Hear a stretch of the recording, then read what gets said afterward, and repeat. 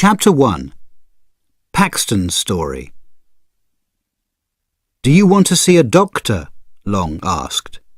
No, the young man said. I'm afraid." "It's a cold night. Come in and sit down. Don't be afraid. That noise is only the wind in the trees. Please listen to my story. It started on a dark, dark night in Sebra. Do you know Sebra? It's a small English town near the sea. There's a train station near it, and there are some houses and shops. There's one small hotel.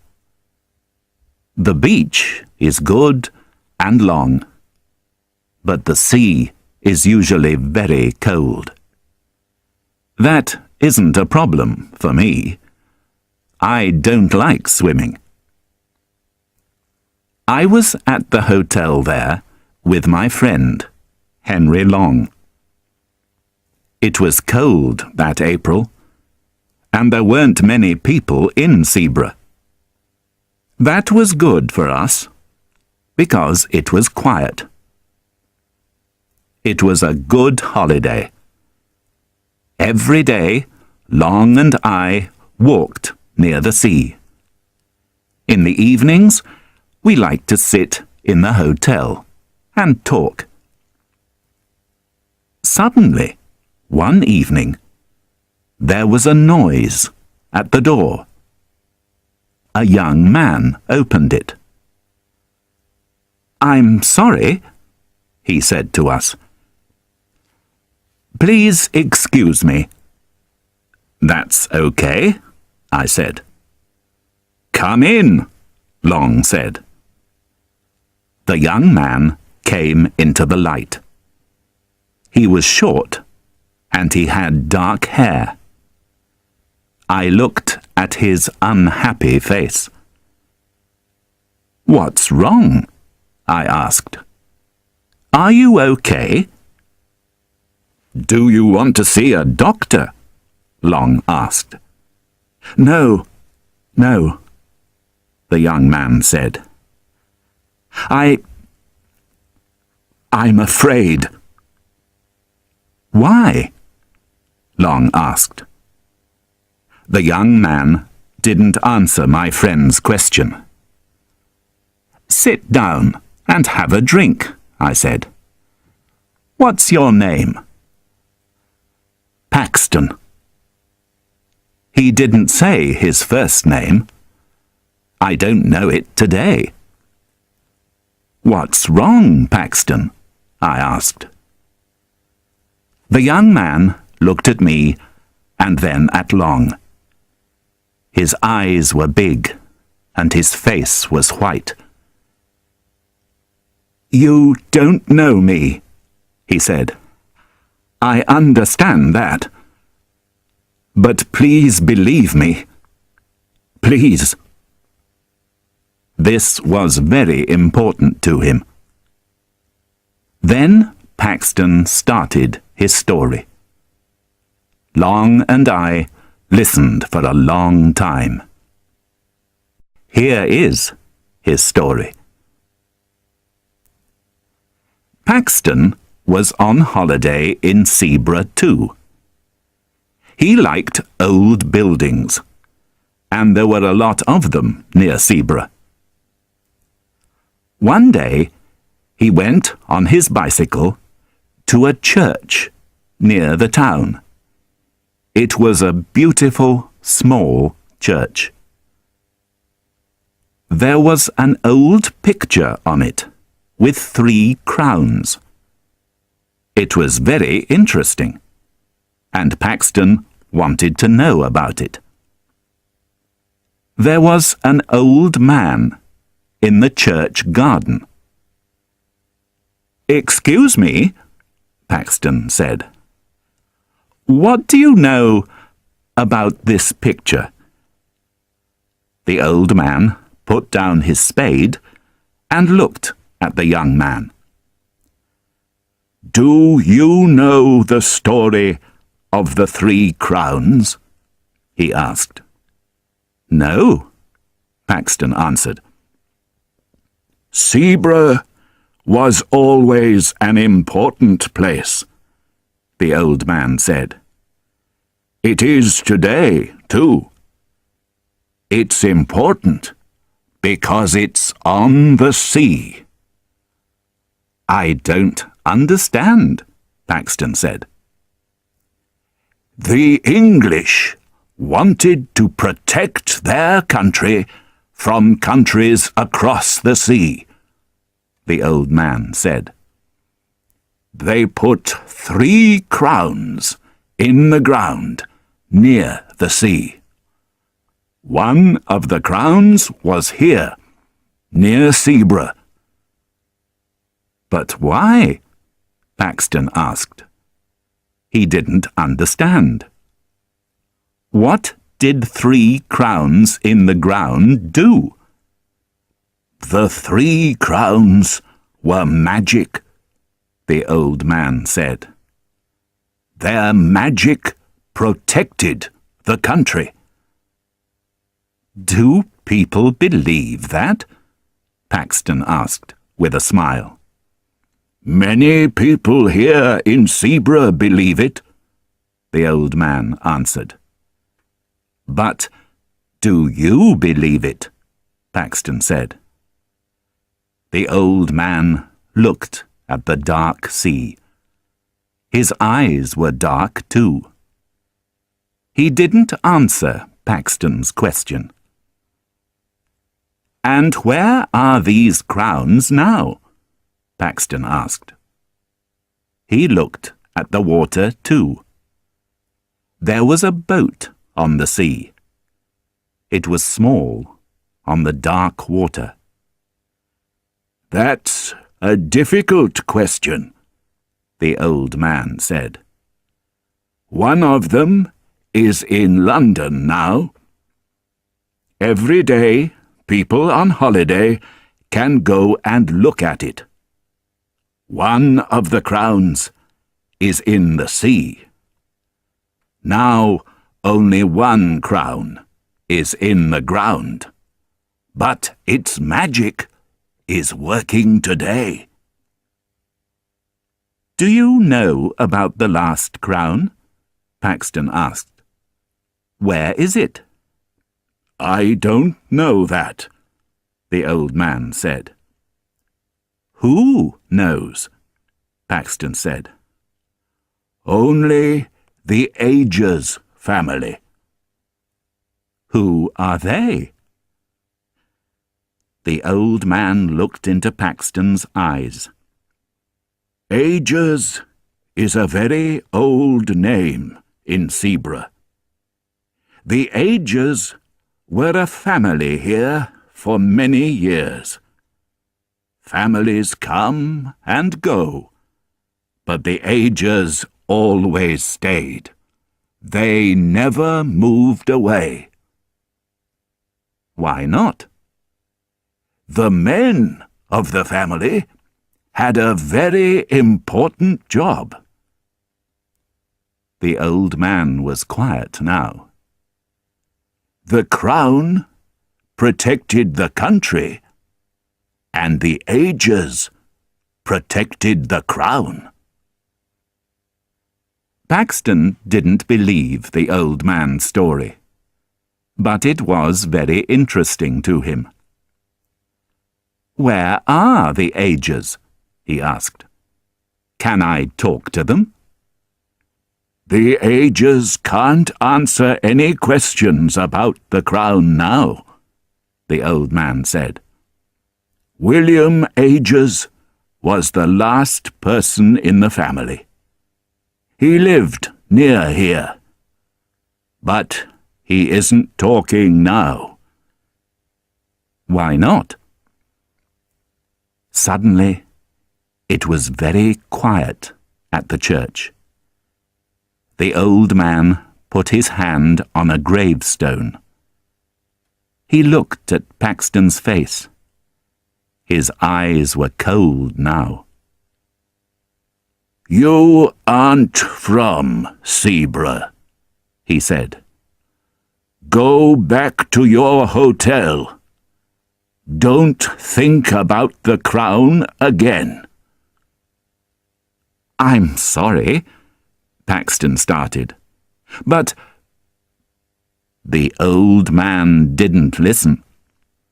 He walked away from Paxton and from the church. "What did I say?" Paxton asked. Only the wind listened to him. Then he looked down at the gravestone. William Ages. This was William Ages's gravestone. The man was dead. Who protected the crown now?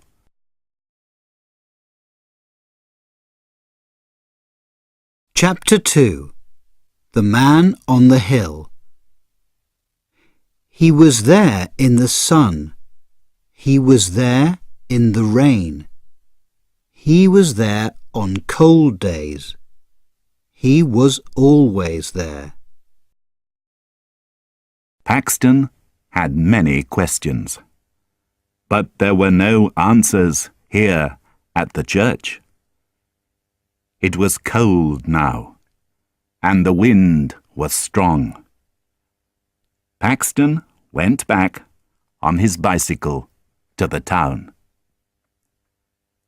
He didn't want to think about the crown or William Ages. He stopped at a small shop.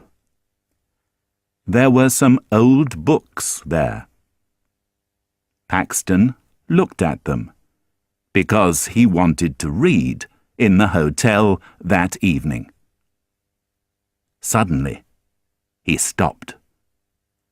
The book in his hands was old and black.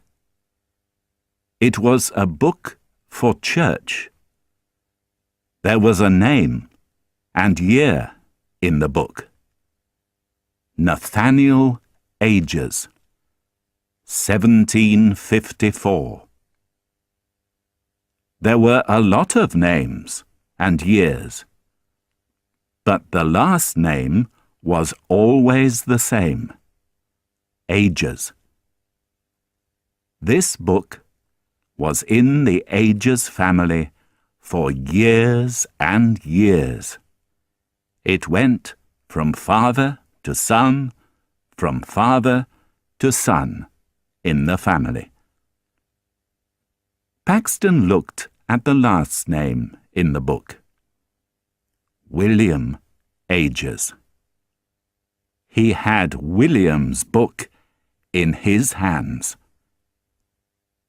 "Excuse me," Paxton said to the tall, thin woman in the shop. "What do you know about William Ages?" "That isn't a happy story," the woman said. "William Ages is dead. He was young, only 28. And he didn't have a son?" "That's right," the woman answered. "Mr. Ages didn't have a son or a daughter." "Where did he live?" Paxton asked. "I'm an old friend of the family." "He lived in a small house near the sea," the woman said. "Do you want the address?" "Yes, please," Paxton said. He looked for some money in his coat. "And how much is this book?" Paxton went to his bicycle again. Later, he arrived at William Ages's small house near the sea. It was dark and quiet there. Behind the house was a hill. There was a man near the house. "Can I help you?" he asked Paxton. Paxton asked the man about William Ages. "I didn't know him very well," the man said. "William Ages was very quiet." "Did he have friends?" Paxton asked. "No," the man answered. "Ages didn't like people. He was never in his house. He was always on that hill. He was there in the sun. He was there in the rain. He was there on cold days. He was always there." "I understand," Paxton said. The man walked away, but Paxton didn't move. He looked at the small hill and smiled slowly. Was the last crown there? It was late now. The room was dark. Long and I looked at Paxton's white face. "And?" Long said. "Was it? Was the crown there?" "Yes, it was," Paxton answered. "But it isn't there now." "Where is it?" I asked. "It's in my room." I didn't believe him. "The crown is here? In this hotel?" I said. Can we see it?" Long asked. Paxton didn't answer. We all listened to the wind. Then he said, "Yes."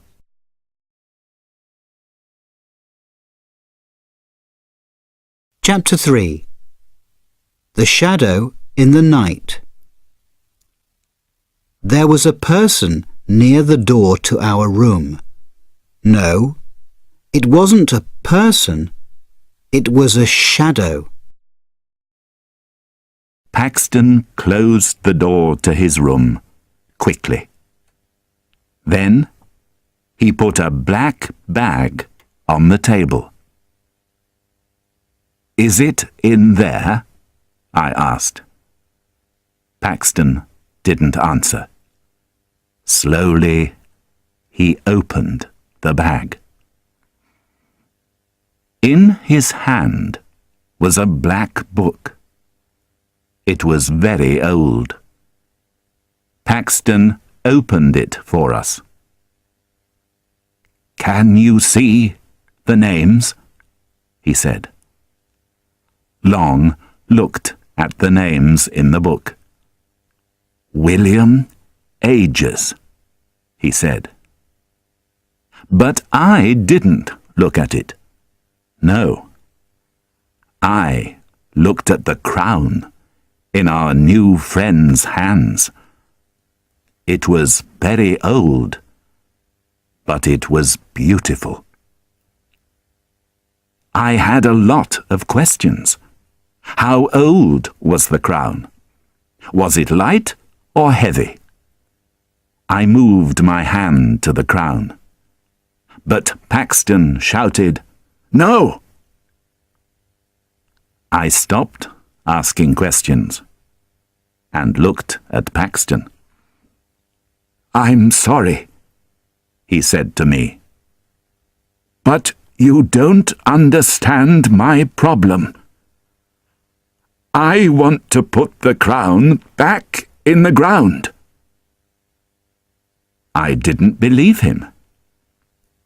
"You can't put it back," I said. This crown is very important. Telephone the newspapers in London. No, you don't understand, Paxton said again. His eyes were big and afraid. Okay, let's go to our room, Long said. We can talk about the problem there. Paxton put the crown back in the black bag. He went to the door, but then he stopped. Wait! Go before me and look in your room, he said. Please. But why? Long said. We're the only visitors in this hotel. But then we remembered the crown in Paxton's black bag. I opened the door and we looked left and right. There was a person near the door to our room. No, it wasn't a person. It was a shadow. It moved quickly. Who was that? Long asked. We were in our room now. I don't know, I answered. A hotel worker? No. It wasn't a hotel worker, Paxton said. He finished his story for us.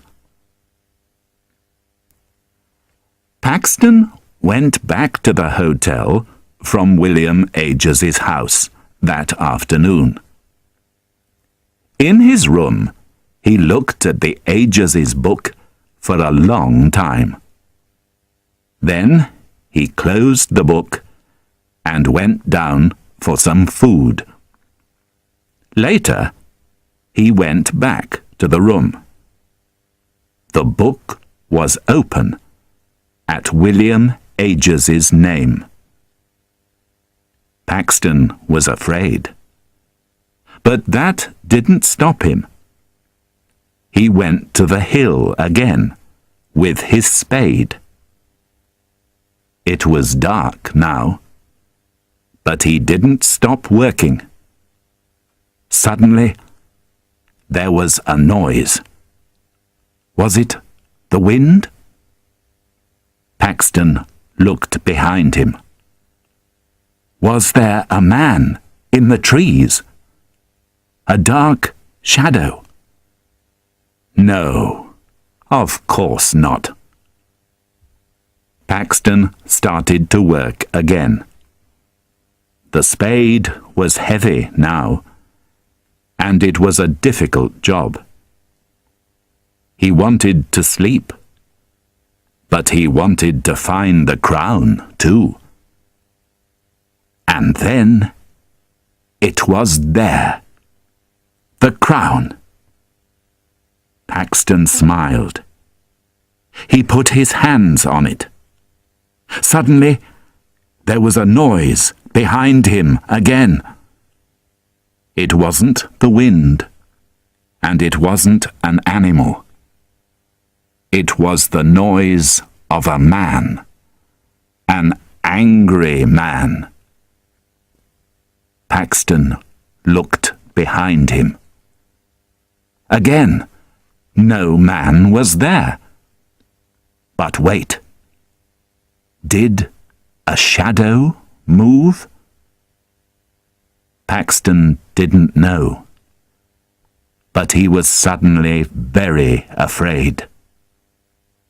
He quickly put the crown in his bag and started to go back to the hotel.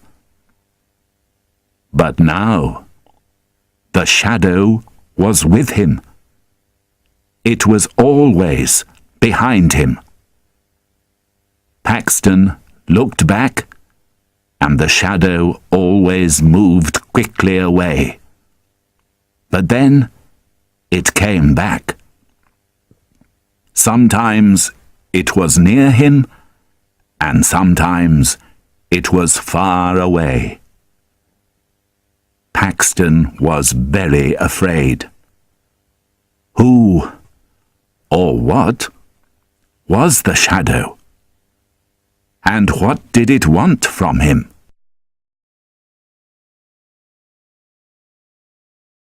Chapter 4. A cold, dark night. I wanted to be far away from this cold, dark place. I wanted to be at home. Paxton stopped. "That's my story," he said. "Do you believe me?" I didn't believe it, but I didn't say that to Paxton. "You believe it," I answered, "and that's the important thing." But then I remembered the shadow near the door to our hotel room. "What can I do now?" Paxton asked. I looked at Long, then at Paxton. "Okay," I said. "We're going to help you. We're going to come with you and put the crown back in its place under the ground. Let's go." Paxton smiled, but it wasn't a very happy smile. "Thank you. Thank you," he said. He went to his room. I looked at the window. It was a dark night. Long and I put on our coats and went to the hotel door. Paxton was there in front of the hotel. He had the black bag and the spade in his hands. It was cold, and we walked quickly. We walked near the church. I put my head down and didn't look up. I didn't want to see the gravestone of William Agers that night. "Are we near the place?" Long asked. My friend Henry Long likes walking, but he doesn't usually walk very quickly. "Yes," Paxton answered. Suddenly, I looked left. "What's that?" I said. "What did you see?" Long asked. "There's a man. He's watching us from those trees. I know it." We looked and looked at the trees. There wasn't a man there now. But I was afraid. What did I see? Was it Paxton's shadow? Perhaps his story wasn't wrong. I didn't like this. "Let's be quick," Paxton said. "The shadow knows about us. He's watching us." We arrived at the hill. Paxton didn't wait. He started to work with the spade. Long and I only watched. "Can I help now?" I said to Paxton. But he didn't stop. "This is my job," he said. Then he said to us, "Give it to me." We put the bag on the ground near him. But we didn't open it. Paxton did that. I looked at the crown for the last time in Paxton's hands. He finished the job quickly. "Is it in the ground?" I asked him. "Yes." I smiled. But Paxton didn't smile. "Let's go back to the hotel," Long said. "It's very late, and our beds are waiting for us." We started to walk down the hill. Suddenly, Long said, "Remember your coat, Paxton. It's up on the hill." I looked up the hill behind us. Long was right. Paxton's long, dark coat was there on the ground. But our new friend didn't move. "What's wrong, Paxton?" I asked. His face was white. His mouth moved, but he didn't talk. "Are you okay?" Long asked. I didn't bring my coat," Paxton said. "It's in my hotel room." The dark thing on the hill wasn't his coat. But what was it? I looked again. It wasn't there now. We went down the hill very quickly. We didn't talk. We only listened to the noise of the sea. Sometimes I looked behind us. Was that a shadow behind the trees? Did a shadow move in the church garden? Was there a dark shadow behind the gravestones? I didn't know, and I didn't want to know. I wanted to be in my bed. No, I wanted to be far away from this cold, dark place. I wanted to be at home. We arrived at the hotel at 12 o'clock. A hotel worker opened the door for us. He looked at the three of us. "It's a cold night," he said. I was afraid. But I smiled. "Yes, it is." The hotel worker looked up the road behind us. "Did you meet any people on the road?" he asked. "No," Paxton said. "We were the only people in Zebra." "But there was a man behind you," the hotel worker said. Paxton looked back into the night with big eyes. The shadow wasn't there now. The three of us went to our room. Paxton went to the window. "It's okay now," I said to him. "The crown is in its place again. You're not in danger now." Paxton's eyes stayed on the night.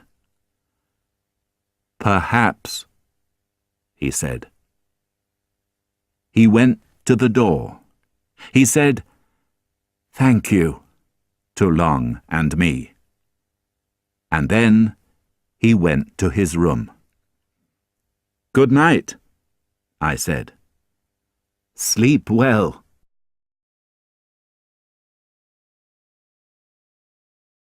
Chapter 5. A long run on the beach.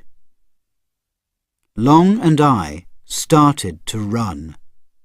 It was difficult on the beach, but we didn't stop. I don't know about Paxton, but sleep didn't come to me for a long time that night. And then I didn't sleep well. It was a long, long night.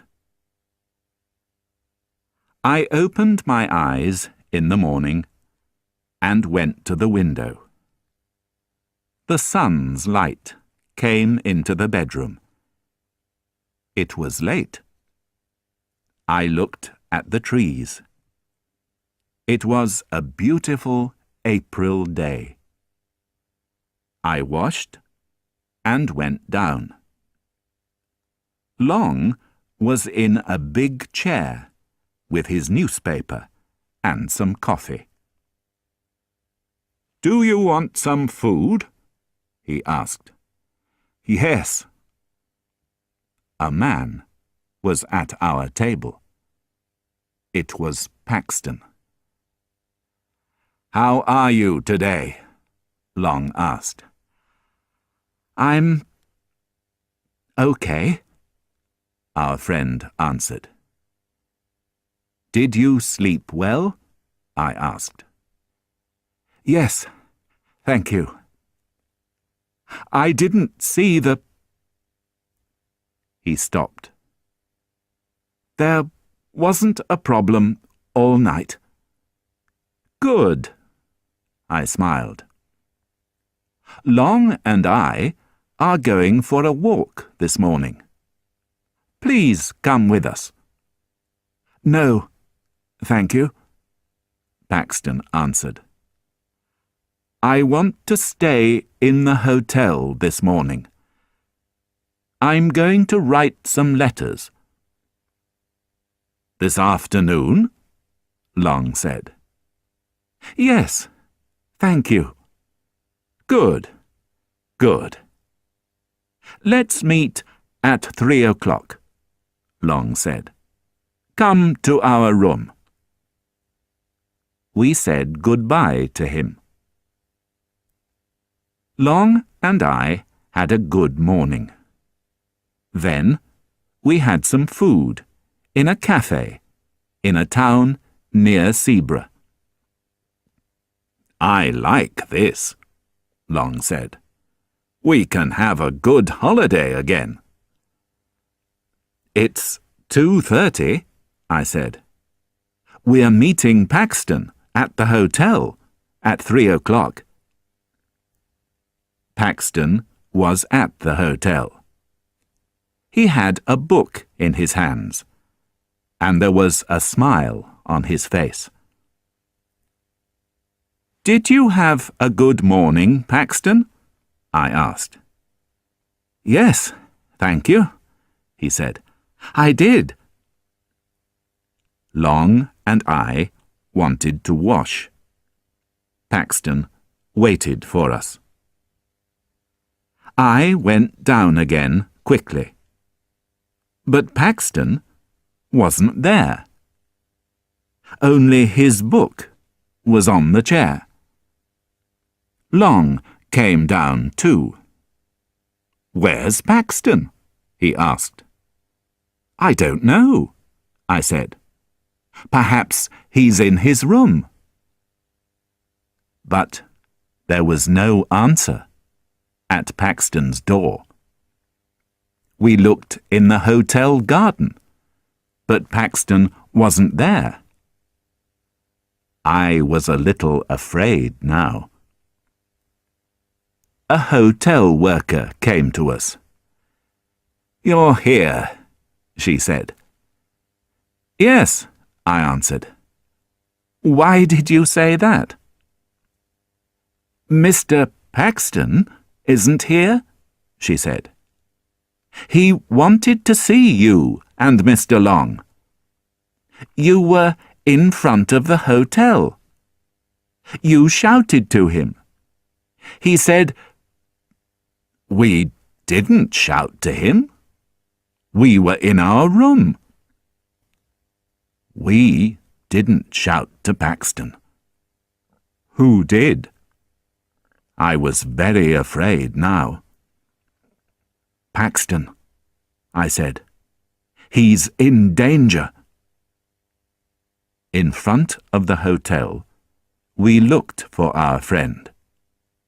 "I can't see him," I shouted.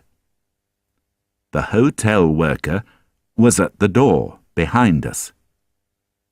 "He went to the beach," she said. "He wanted to see you and Mr. Long." "Thank you."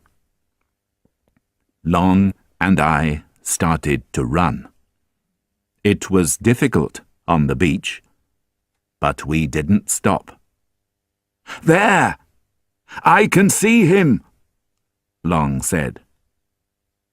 There was a person on the beach, but he was far away. We shouted again and again. "Paxton! Come back, Paxton! We're here!" But there was a lot of noise from the wind and the sea. Paxton didn't hear us. What's he doing?" "I don't know. I can't see from here." "Look at this, Long!" I shouted. There were footprints on the beach from Paxton's shoes. "And look at this!" This was a footprint too, but it wasn't Paxton's. "But what's wrong with it?" Long asked. "This person didn't have shoes," I said. "Was it a person?" Long said. "Perhaps it was an animal." The footprint was very thin. I didn't answer. A name came into my head. William Agers. But William Agers was dead. "Quick!" I shouted. We started to run again. Where was Paxton now?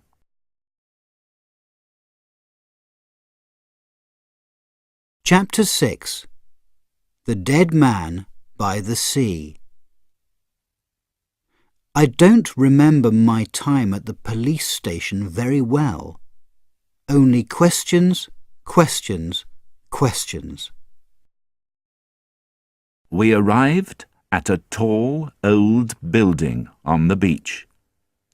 Long and I started to go up it. "Where is he?" I asked Long. Long opened his mouth, but he didn't answer. There wasn't time. Suddenly, there was a noise. It was a person. A shout. But where did it come from? "Who's that?" I shouted. We looked down. "No!" I shouted. There was a man on the ground. It was our friend Paxton. He didn't move. His dead eyes looked up at us. I looked at the dark sea. "Paxton was right," I said. "He did it." "Who?" Long asked. "I don't understand." ages protected the crown. He was dead, but he protected the crown. But how? Long said. I had an answer, but I didn't want to say it. It was magic. Paxton wanted to find us. He went to the old building. He started to run. Suddenly, the shadow was there. But now it wasn't only a shadow. It was William Ages, and he was angry. Paxton looked into those cold, dead eyes. And now Paxton was dead too. What now? I asked. There's a police station in town, Long said. We walked back on the beach. The footprints weren't there now. They were under the cold waters of the sea. I don't remember my time at the police station very well. Only questions, questions, questions. Why were you on the beach? Who was there? How did you know, Paxton? What did you see? Long and I answered all of them. Yes, there was a man on the beach with Paxton. No, we didn't know him. He was very far away. Long and I had the same story, and the police believed us. But we didn't talk to them about the crown or about William Ages. Long and I went away from Zebra. That was my last visit there. I'm never going to go to Zebra again. And that's my story. You don't believe me. That's okay. I understand. Before this, I didn't believe stories about magic and dead people. But listen to this, please. Don't go to the small town of Zebra. The little church near the sea is beautiful, but don't go near it. Don't walk up the hill near the sea, and don't look for the last crown. Why? Because a person in Zebra is watching and waiting. He's dead, but that doesn't stop him. He has a job. The crown protects England, and he protects the crown. He is always going to protect the crown. And me? I'm at home again. I see my friend Long sometimes, but we never talk about our holiday in Zebra. I do my job every day, and I'm happy. But at night, I don't sleep very well. In my bedroom, in the dark, I close my eyes and listen to the wind. I see a cold, dark sea. And under a hill, the last crown sits and waits.